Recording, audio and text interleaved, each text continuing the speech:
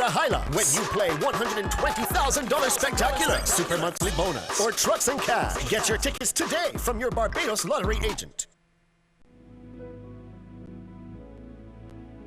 Help support the restoration efforts of the thousands affected by Storm Erica. Donate to the Red Cross Appeal for Dominica account at any branch of the following: CIBC First Caribbean, First Citizens, RBC Royal Bank, Republic Bank, and Scotia Bank. Monies raised will be sent to the Dominica Red Cross for its restoration work for affected persons. Appeal closes on the 2nd of October 2015.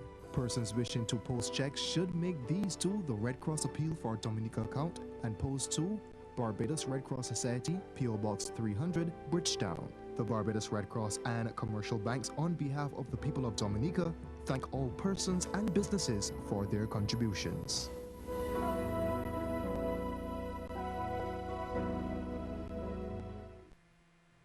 Very good evening too with the CBC Sports News. I'm Damien Best. Barbadian weightlifter Jaden Ford finished 4th in the men's 85 kg class at the Commonwealth Youth Games in Samoa.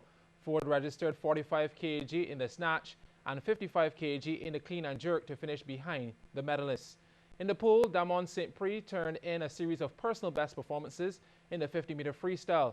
St. Prix first clocked 25.15 seconds in the heats, tying for 16th position with Jerron Thompson of Trinidad and Tobago. Those two then had to swim off for a place in the B final, with the Barbadian getting the edge. St. Prix then lowered his personal best again in that B final, clocking 25.06 to finish 14th overall. Meanwhile, Michaela Treasure, who was battling illness, ended 13th overall in the women's 800-meter freestyle. Her time, 10 minutes, 3.41 seconds. In archery, Brandon Field, who was 9th in the individual men's recurve competition, secured a joint 2nd place in the mixed team section with his partner Eugenia D'Arcy of Scotland. The mixed team competition is a non-medal event. Knockout champions Flow Century Brokers Deacons Women and Barbados Bearings Progressive kept on track for the Double Crown honours as the Goddard Enterprises Limited League competition continued last night at the Wildy Gym. In men's action, Progressive got the better of Cormier in a hard-hitting encounter, while juniors were no match for Chargers, going down 24-26, 18-25, 22-25.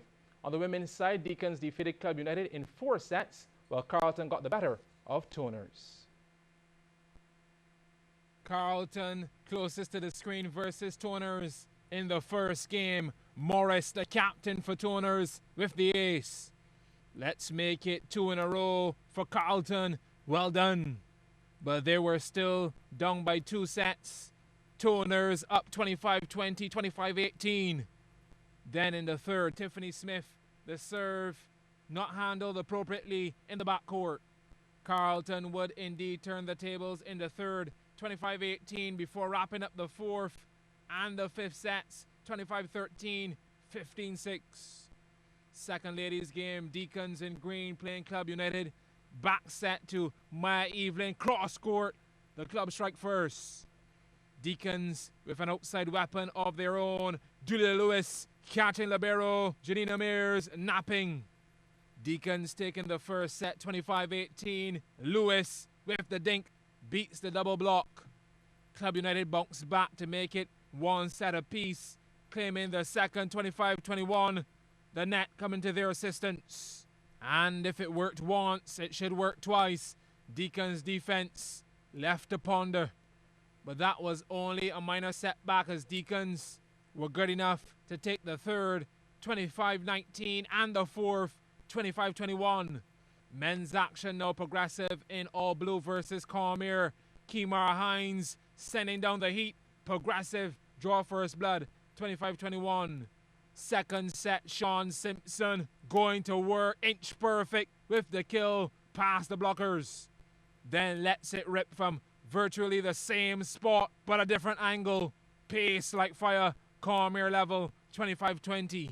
Progressive though won the third, 27-25. Now in the fourth, Hines with that 20-20 vision finds space on the court. But you had to hand it to Simpson, had them guessing all night. Touch of class and everybody caught on their heels. Progressive though would prevail in the final analysis, disposing of Cormier in the fourth, 25-15.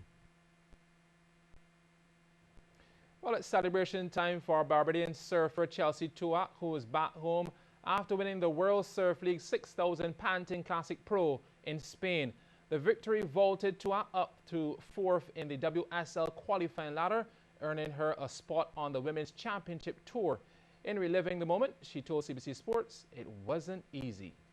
It came down to the last event, and I had to win to qualify for the World Championship Tour, and just ending the year strong like that, ending 4th in the world, it feels amazing. You know, I've put a lot of hard work in this year.